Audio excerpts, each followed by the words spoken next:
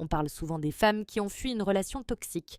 Mais on parle rarement de celles qui les ont aidées à fuir. Je m'appelle Camille, j'ai 35 ans, je vis à Montréal.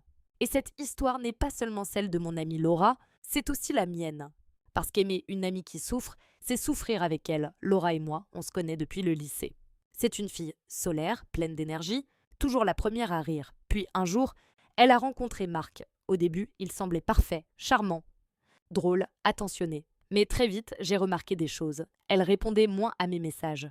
Elle s'excusait sans arrêt, même quand elle n'avait rien fait, et surtout, elle avait perdu son éclat. Quand je lui ai demandé si tout allait bien, elle a souri en me disant « Oui, c'est juste moi ».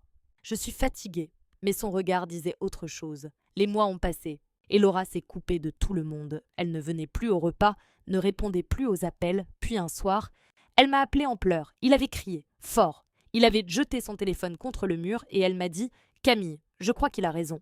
Je le pousse à bout. Ces mots-là m'ont glacée. C'était le signe. Le manipulateur avait pris le contrôle. J'ai essayé de lui parler, de lui dire que ce n'était pas de sa faute, que personne ne mérite d'être rabaissé ni contrôlé. Mais elle le défendait. « Tu ne le connais pas vraiment ?» Camille, il m'aime, il est juste à cran. À ce moment-là, j'ai compris que je ne pouvais pas la forcer à partir, il fallait que je sois patiente, présente, même quand elle me repoussait. Un soir d'hiver, j'ai reçu un message, 3 mots.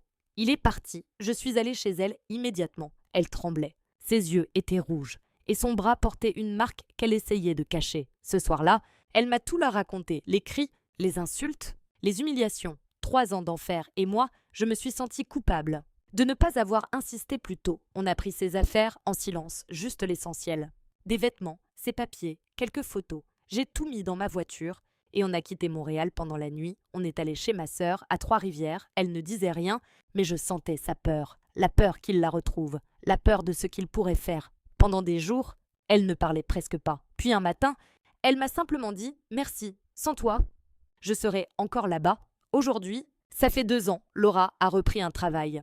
Elle a coupé tout contact avec lui, elle sourit à nouveau. Elle a retrouvé sa voix et moi, j'ai compris quelque chose d'important. Parfois, la plus belle preuve d'amour qu'on puisse offrir, c'est d'aider quelqu'un à se sauver, pas en parlant pour elle, mais en restant là, jusqu'à ce qu'elle soit prête. Si tu écoutes cette histoire et que tu vois ton ami changer, s'effacer, s'excuser sans raison, ne détourne pas le regard, parle-lui, écoute-la, aide-la, même si elle ne veut pas encore partir. Parce que parfois, le simple fait de savoir qu'on n'est pas seul, ça peut sauver une vie,